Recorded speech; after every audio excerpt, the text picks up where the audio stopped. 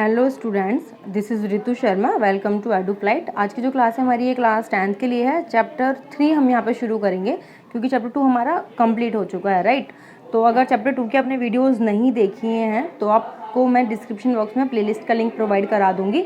उसके साथ ही चैप्टर 1 भी हम यहाँ पे कंप्लीट कर चुके, तो अगर आपने वो वीडियोज़ नहीं देखे तो उनका लिंक भी मैं आपको प्ले में प्रोवाइड करा दूँगी। ओके, तो बाकी शुरू करते हैं आज की क्लास। चैप्टर 3 का जो नाम है, इसका नाम क्या, देखो, pair of linear equation in 2 variables. ठीक है, हिंदी में इसको क्या बोलते हैं, दो चरों वाले रैखिक समीकरण युग्म। तो सबसे पहले तो इस चैप्टर का, भाई चैप्टर को शुरू करने से पहले हम इसका नाम ही समझ लेते हैं कि इसके नाम का मीनिंग क्या है। ठीक है, इतना बड़ा सा नाम है इस चैप्टर का, तो सबसे पहले इसको समझते हैं। ओके, तो देखो चैप्टर का नाम क्या है, एक minute, pair of linear equation in 2 variables. Okay, दो चरों वाले रैखिक समीकरण युग्म। अब यहाँ पे एक एक करके इन वर्ड्स को पढ़ते हैं। ठीक है, एक तो पेयर की बात कर रहे हैं, ठीक है, पेयर या युग्म की बात कर रहे हैं। हिंदी में पेयर को क्या बोलते हैं, युग्म। तो इन पेयर का मतलब क्या है, 2। पेयर या युग्म का मतलब क्या है यहाँ पे, 2। ओके, जैसे कि हम बोलते हैं ना पेयर ऑफ शूज, तो कितने शूज होते हैं उसमें, 2 होते हैं ना, किसी भी चीज का पेयर है that means 2। Okay, of linear equation in 2 variable. तो पहले जो इजी है उसको समझते हैं। ठीक है, लीनियर इक्वेशन इन 2 वेरिएबल, तो यहाँ पे बात हो रही है दो चरों वाले रैखिक समीकरण युग्म, दो चरों वाले 2 वेरिएबल्स। ठीक है भाई, तो इसके अंदर वेरिएबल कितने होंगे, 2। पेयर कितने हैं, 2। ठीक है, और वेरिएबल भी कितने होंगे, पेयर का मतलब क्या था यहाँ पे, 2। ओके, वेरिएबल या चर भी कितने होंगे, 2। अब ये वेरिएबल या चर क्या होते हैं, जिनकी कोई फिक्स्ड वैल्यू नहीं होती, लाइक एक्स वाई जेड, ये सब क्या है, हमारे वेरिएबल्स है। ओके, अब क्या बचा हमारे पास, लीनियर इक्वेशन। ठीक है, रैखिक समीकरण। अब देखो दो चीजें हैं यहाँ पे, एक तो लीनियर और एक इक्वेशन। तो सबसे पहले तो इक्वेशन को समझो यहाँ पे। ठीक है, इक्वेशन का क्या मतलब है, समीकरण। ठीक है, समीकरण का मतलब क्या होता है, ठीक है, कि ऐसा मैथमेटिकल एक्सप्रेशन जिसमें लेफ्ट हैंड साइड भी हो और राइट हैंड साइड भी हो। ठीक है, लेफ्ट हैंड साइड भी हो और राइट हैंड साइड भी हो, और दोनों की वैल्यू क्या हो, इक्वल हो। दोनों की वैल्यू क्या हो, इक्वल। तो इक्वेशन होगी। यहाँ पे हमें इतना समझ में आया कि इक्वेशन होंगी, उसके अंदर वेरिएबल्स होंगे, और कितनी होंगी, कितनी इक्वेशन होंगी, क्योंकि पेयर बोला तो कितनी इक्वेशन होंगी, 2 इक्वेशंस होंगी। ठीक है, कितनी इक्वेशन होंगी, 2 इक्वेशंस होंगी। अब बोल रहा था यहाँ पे लीनियर इक्वेशन होगी। इक्वेशन कैसी होगी, लीनियर या रैखिक। तो जैसे हमने सेकंड चैप्टर में लीनियर या रैखिक बहुपद पढ़ा था, लीनियर पॉलिनोमियल पढ़ा था हमने। ठीक है, वहां पे उसकी डिग्री कितनी होती थी, डिग्री या घात कितनी होती थी, लीनियर का मतलब कितना है, 1। तो इसका मतलब क्या है यहाँ पे, सिंपल, जो यहाँ पे वेरिएबल्स होंगे उनकी डिग्री कितनी होगी, 1 होगी। तो एक बार सबसे दोबारा से इसको समझते, देखो, pair of linear equation in 2 variable, यानी कि लीनियर इक्वेशन होंगी, यानी कि वेरिएबल्स की डिग्री कितनी होगी, 1 होगी। ठीक है, उसके बाद 2 वेरिएबल्स होंगे, एक ही इक्वेशन के अंदर 2 वेरिएबल्स होंगे, और पेयर में होंगी वो इक्वेशंस, यानी कि 2 इक्वेशंस एक साथ होंगी। ठीक है भाई, 2 चर होंगे, रैखिक समीकरण होगा, यानी कि उनकी घात कितनी होगी, चरों की 1 होगी, और युग्म होंगे, यानी कि 2 समीकरण यहाँ पे हमारे होंगे। तो आई होप ये मीनिंग समझ में आया होगा सबसे पहले तो चैप्टर का। ठीक है, अब इसको क्यों पढ़ रहे हैं हम चैप्टर को, सबसे पहले ये देखते हैं कि ये कहाँ पे हेल्पफुल होगा।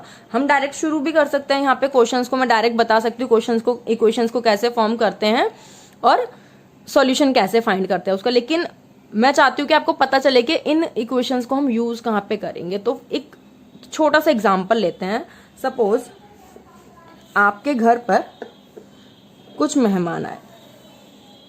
ठीक है भाई, आपके घर पे क्या आए, कुछ गेस्ट आए। ओके, आपकी मम्मी ने बोला बेटा भग के जाओ। ठीक है, कुछ पैसे दिए आपकी मम्मी ने आपको, सपोज 50 रुपए दिए। कितने रुपए दिए, 50 रुपए दिए। बेटा भग के जाओ, पास की शॉप पे जाओ और 4 बिस्कुट 2 नमकीन ले आओ। क्या ले आओ, 4 बिस्किट और 2 नमकीन ले आओ। आपकी मम्मी ने बोला 4 बिस्किट और 2 नमकीन। ठीक है, ये बी फॉर बिस्किट, 4 बिस्किट और 2 नमकीन आप लेने चले गए। अब आपने उसको बोला भाई शॉप वाले को कि 4 बिस्किट दे दो, 2 नमकीन दे दो। ठीक है, और आपने पूछा उसको, बाद में उसने दे दिया। आपने पूछा कितने पैसे हुए अंकल, तो उसने बोला बेटा 40 रुपए दे दे। कितने रुपए दे दे, 40 रुपए। यानी कि दोनों का मिला के, 4 बिस्किट और 2 नमकीन का मिला के कितने रुपए हुए, 40 रुपए हुए। ठीक है, अब आप घर पहुंचे, आपने 10 रुपए अपनी मम्मी को वापस कर दिए, क्योंकि 50 रुपए देते ना मम्मी ने, तो मम्मी मांगेगी भी भाई कितने का आया, 40 का आया, तो आपने 10 रुपए उनको वापस कर दिए। अब मम्मी पूछ रही है भाई लेके तो आया, लेकिन ये तो बता बिस्किट कितने वाला है और नमकीन कितने वाली है ये, ठीक है। सपोज एमआरपी नहीं लिखा पैकेट के ऊपर, ओके। तो अब मम्मी पूछ रही है ये बिस्किट कितने का लगाया शॉप वाले ने और नमकीन कितने की लगाई। कभी कभी ना ये एक्स्ट्रा पैसे भी ले लेता है हमसे और पड़ोसियों से लेता है कम, तो बड़ी दिक्कत है यहाँ पे। अब आपने बोला मम्मी मुझे नहीं पता, 40 रुपए टोटल लिए हैं उन्होंने, मुझे नहीं पता, मैंने तो बिस्कुट और नमकीन मांगा, उन्होंने मेरे से 40 रुपए मांगे, मैंने दे दिए। अब मम्मी परेशान होगी भाई कितने रुपए का लगाया, हमें कैसे पता चले। तो एक तरीका तो है भाई शॉप वाले पे ही जाए।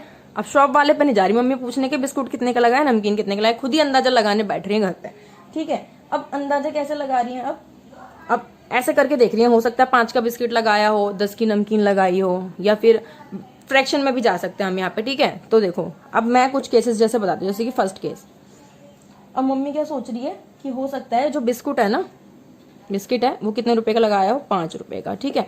तो देखते हैं अभी, अब 5 रुपए का अगर एक बिस्किट लगाया तो 4 बिस्किट कितने के आएंगे भाई, 20 रुपए के, ठीक है। अब मम्मी सोची कि हो सकता है नमकीन कितने रुपए की लगाई हो, 10 रुपए की लगाई हो, कितने रुपए की, 10 रुपए की लगाई हो, तो 2 नमकीन कितने रुपए हो गए, 20 रुपए, तो टोटल 40। अब ऐसा हो सकता है, लेकिन और भी केस हो सकते हैं, जैसे मैं आपको बताऊं यहाँ पे, ये भी तो हो सकता है कि बिस्किट लगाया हो 7.5 का, बिस्किट कितने का लगाया हो, 7.5 का, या फिर मतलब ऐसा समझ लो आप ऐसे रहा हो कि कॉम्बो रहा हो कि 15 रुपए के 2 बिस्कुट, ठीक है। तो 15 रुपए के 2 बिस्कुट, इसका मतलब एक बिस्कुट कितने का हो गया, 7.5 का। तो आपने देखा 4 बिस्किट है 7.5 के, तो 4 रुपए से 4 बिस्किट कितने के हो गए, 30 रुपए के, ठीक है। और नमकीन लगाई हो कितने रुपए की, 5 रुपए की भाई, तो ये 2 नमकीन है हमारे पास, 5 दूनी 10, अभी भी कितने रुपए आ रहे हैं, 40 रुपए आ रहे हैं।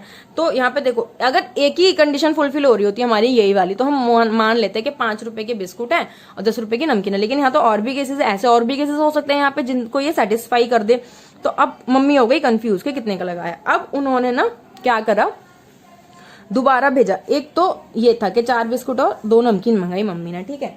अब आपके घर पे और गेस्ट आ गए भाई, मोर गेस्ट, ठीक है, और गेस्ट आ गए। अब क्या हो रहा है भाई, अब मम्मी ने दूसरे वाले भाई को भेजा, आपके भाई को भेजा और बोला बेटा और गेस्ट आ गए, बिस्कुट और नमकीन पड़ गए कम।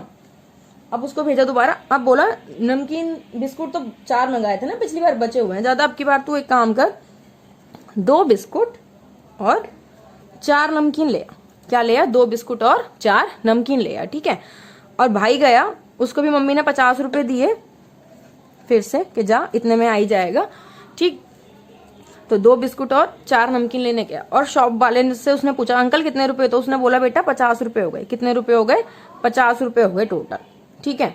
अब वो घर पे आया, अब मम्मी ने पूछा बिस्किट कितने का लगाया और नमकीन कितने की लगाई एक, तो उसने बोला मम्मी मुझे नहीं पता, मैंने तो अंकल से सामान मांगा, अंकल ने बोला बेटा 50 रुपए दे दे, मैं 50 रुपए दे के उनको आ गया।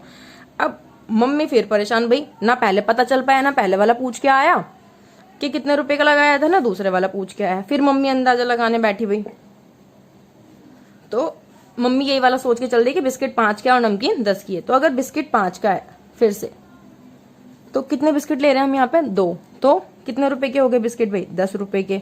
और अगर नमकीन पहले कितने की थी, 10 की, नमकीन कितने की, 10 रुपए की, तो नमकीन 4 ली थी हमने, कितने रुपए की हो गई, 40 रुपए की, ठीक है। कितने रुपए हो गए, 50 रुपए, यानी कि मम्मी का अंदाजा थोड़ा थोड़ा सही जा रहा है, ठीक है। लेकिन ऐसा भी तो हो सकता था, कैसा हो सकता था कि बिस्कुट लगाया हो 10 रुपए का, तो 2 बिस्कुट कितने रुपए के हो गए, 20 रुपए के, और नमकीन लगाई हो कितने रुपए की, 7.5 के। सपोज नमकीन का कॉम्बो चल रहा था, तो नमकीन कितने की लगाई, 15 रुपए की, ऐसा मम्मी सोच रही है, ठीक है। तो 4 नमकीन है, 7.5 के हिसाब से कितने की हो गई, 30 रुपए की। अब ये भी कितने का हो रहा है, 50 का। अब कैसे पता चले भाई कि कौन सा वाला ठीक है, ये वाला या ये वाला, फिर या फिर ये वाला या ये वाला। अब देखो सेम शॉप से गए थे आप लेने, वही बिस्कुट वही नमकीन लेके आ रहे, तो इतना तो तय है जितना पहले का बिस्किट लगाया था ना पहली बार में, उतना ही दूसरी बार में लगाया होगा, ओके। अब कैसे पता चले कितने का लगाया, तो अब देखो यहाँ पे आप देख लो कौन सा कॉमन आ रहा है, कौन सा वाला आपका रेट जो है कॉमन आ रहा है। अब देखो यहाँ पे जैसे हम बात करें कि बिस्कुट 7.5 का और नमकीन 5 रुपए की, लेकिन यहाँ तो ऐसा कोई केस नहीं है कि बिस्किट 7.5, पुट करके देखो, अगर थर्ड केस ले लें अगर हम यहीं पे कि बिस्किट 7.5 का लगाया हो, तो 2 बिस्कुट हैं 7.5 से कितने के हो गए, 10 रुपीज़ के, सॉरी 15 रुपीज़ के, राइट। और यहाँ पे अगर हम नमकीन ले, नमकीन हमने कितने की ली थी यहाँ पे 5 रुपए की, तो 5 रुपए की नमकीन 4 नमकीन है भाई, कितने रुपए की, 20 रुपए की, ये कितने हो रहे हैं 35 रुपए के, ठीक है। तो ये वाला तो नहीं है भाई, गए तो 50 रुपए थे ना, और इसके हिसाब से तो 35 ही आ रहा है। ऐसे ही ये वैल्यू इसमें पुट करके देखो, क्या पता ये वाला हो, नहीं इसमें तो ये पुट करके देख लिया, अब इसमें ये पुट करके देखो, क्या पता ये वाला हो, ठीक है।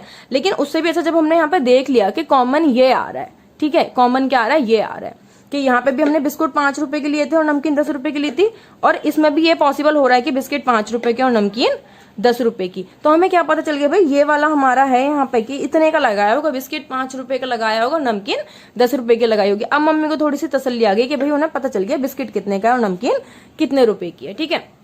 तो ये क्या था, देखो ये जो हमने यहाँ पे ये चीज फॉर्म की थी, ये क्या है, आपकी लीनियर इक्वेशन है। क्या इक्वेशन है, ये लीनियर इक्वेशन है। हमने बोला था 2 इक्वेशन होंगी, 2 इक्वेशन है, देखो left hand side right hand side, left hand side right hand side, ठीक है। 2 इक्वेशन है, लीनियर भी है। यहाँ पे हमने बिस्किट लिया है अकेला, जिसकी लीनियर है, ठीक है। ये कितनी पावर ली हमने बिस्किट की, 1 ही तो लिया ना यहाँ पे, अगर हम इसको एक्स वाई मान के चले तो, ठीक है। तो 2 वेरिएबल भी है, बिस्किट और नमकीन, और वही वेरिएबल सेम यहाँ पे है, बिस्किट और नमकीन ही है यहाँ पे, जो चीज यहाँ है वही यहाँ है, ओके। और उसके बाद पेयर है, 2 पेयर है, तो हम इसको सोल्यूशन फाइंड आउट करने के क्या कर पा रहे हैं, पॉसिबल हो पा रहा है कि हम उसका सोल्यूशन फाइंड कर पाए। अगर यही होता तो हम यहाँ पे सॉल्यूशन, अगर सिर्फ एक इक्वेशन होती तो हम सॉल्यूशन फाइंड नहीं कर पाते इसका, हम ऐसे पुट करके देखते जाते, कोई ना कोई डिफरेंट सॉल्यूशन आता जाता, ठीक है। लेकिन जब ये 2 पेयर हो गए, हमने देखा भाई ये चीज कॉमन आ रही है इसके अंदर, यहाँ पे भी 5 का बिस्किट और 10 रुपए की नमकीन फिट बैठ रही थी, यहाँ भी 5 रुपए और 10 रुपए की नमकीन फिट बैठ रही, तो ये सॉल्यूशन है। अब फिट तो ये भी बैठ रहा था, लेकिन ये सिर्फ किस में फिट बैठ रहा था, इस इक्वेशन में, और ये सिर्फ किस में फिट बैठ रहा था, इस इक्वेशन में, ठीक है। तो कॉमन क्या हुआ दोनों में, ये रेट तो सेम ही रहेगा भाई, सेम शॉप से लेके आए हो आप, सेम बिस्किट नमकीन लेके आए हो, ठीक है।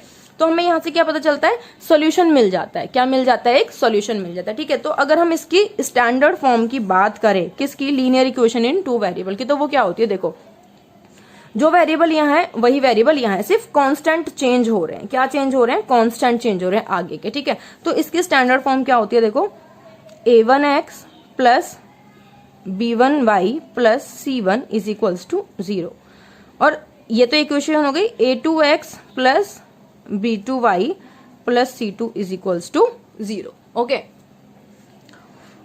देखो यहाँ पे जरा, इसको हमने a1 ले लिया, ठीक है, इसको b1 और इसको c1। अब ये इधर 0 कैसे आ गया, इधर तो 0 नहीं था, ये जो सपोज ये 40 रुपीज है ना, उसको उठा के मैं इधर ले गई, तो इधर जाके किसका हो जाएगा, माइनस का। अगर प्लस का है तो प्लस का है तो माइनस का, तो जनरली हम यहाँ पे प्लस का कंसिडर करते हैं और इक्वल टू में क्या रखते हैं, 0, ठीक है। ऐसे दूसरी वाली में भी कुछ कांस्टेंट थे, तो उसको a2 b2 और c2 ले लिया, लेकिन c वाले पार्ट को हमने कहाँ रखा है, इधर, और इक्वल टू में हमने क्या रखा है, 0। तो ये क्या हो गई, आपकी स्टैंडर्ड फॉर्म हो गई, a1x plus b1y plus c1 is equals to 0, a2x plus b2y plus c2 is equals to 0। इस पैटर्न में हम अपनी इक्वेशंस को क्या करते हैं, फॉर्म करते हैं। और एक चीज जरूर ध्यान रखना यहाँ पे, where a1 a2 b1 b2 never be equal to 0। यहाँ पे a1 a2 b1 b2 कभी 0 नहीं हो सकते, क्योंकि अगर ये 0 हो गए, अगर सपोज a1 आपका 0 हो गया, तो क्या ये x वाला पार्ट बचेगा, यहाँ पे नहीं बचेगा, तो एक अकेला वेरिएबल बचेगा y आपका, ठीक है। ऐसे क्वेश्चंस आ जाते हैं एग्जाम में 1 मार्क में, क्योंकि अब तो ऑप्शनल आते हैं आपके जो 20 क्वेश्चन है, ठीक है। तो ये चीज ध्यान रखनी है। तो a1, अगर सपोज a1 0 हो रहा है तो भी सिर्फ y बचेगा, b1 0 हो रहा है तो सिर्फ x बचेगा, ये तो पूरा 0 ही हो जाएगा। तो फिर आपकी 2 वेरिएबल में तो इक्वेशन बचेगी ही नहीं ना।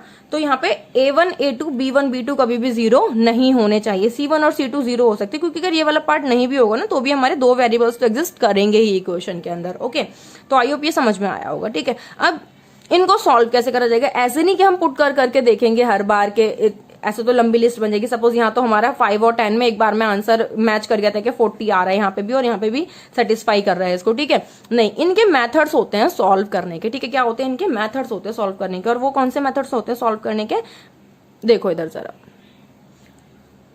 तो जो इसके सोल्यूशन फाइंड करने के मेथड्स होते हैं वो कितने होते हैं, 2 होते हैं हमारे पास, ठीक है। एक होता है एल्जेब्रिक मेथड और एक होता है ग्राफिकल मेथड। एल्जेब्रिक मेथड का मतलब क्या है, आप डायरेक्ट इनको सॉल्व कर सकते हैं क्वेश्चंस को, ठीक है। अब ये भी अलग होता है, ये भी 3 टाइप के होते हैं, इनको अलग अलग टाइप से सॉल्व कर सकते हैं हम एल्जेब्रिक मेथड में ही, ठीक है। वो हम जब इसको पढ़ेंगे तब डिस्कस करेंगे। एक होता है हमारा ग्राफिकल मेथड, ठीक है। तो ग्राफिकल दो मेथड हो गए, एल्जेब्रिक और ग्राफिकल। अब ग्राफिकल नाम से समझ में आ रहा है, ग्राफीय मेथड विधि क्या है, इसमें हम ग्राफ बना के सॉल्व करते हैं। याद है 9th क्लास में हम ग्राफ बनाते थे इस तरीके से, ठीक है। ये हमारा ग्राफ होता था X, X dash, Y, Y dash, बीच में हमारा ओरिजिन होता था, फिर हम यहाँ पे क्या करते थे, पॉइंट्स को पुट करते थे, ठीक है। तो इसकी हेल्प से, ग्राफ की हेल्प से हम क्या कर सकते हैं, इसका सॉल्यूशन फाइंड कर सकते हैं। और एल्जेब्रिक हम मैथमेटिकली भी इसको क्या कर सकते हैं, डायरेक्ट सॉल्व कर सकते हैं, ठीक है। तो नेक्स्ट क्लासेस में हम ये दोनों मेथड्स को सीखेंगे। तो आई होप जितना भी हमने आज करा ये आपको समझ में आया होगा। नेक्स्ट क्लास में मैं आपको बताऊंगी कि इक्वेशंस कैसे फॉर्म करनी है और ग्राफ को कैसे बनाना है। ओके, तो नेक्स्ट क्लास में मिलते हैं। वीडियो अच्छी लगी तो वीडियो को लाइक करना मत भूलना, लाइक करके जाना, कमेंट करके मुझे बताना समझ में आया या नहीं आया, या कहीं पे भी कुछ डाउट है तो अपने फ्रेंड्स के साथ शेयर करना। और वन मोर थिंग, अगर सब्सक्राइब नहीं किया है तो सब्सक्राइब कर लेना, जो मैं हमेशा बोलती हूँ आपको। बाकी जो सिचुएशन है फिलहाल, अभी भी घर में ही रहो भाई, सेफ रहो और पढ़ाई करते रहो। मिलते हैं नेक्स्ट वीडियो में। Thank you.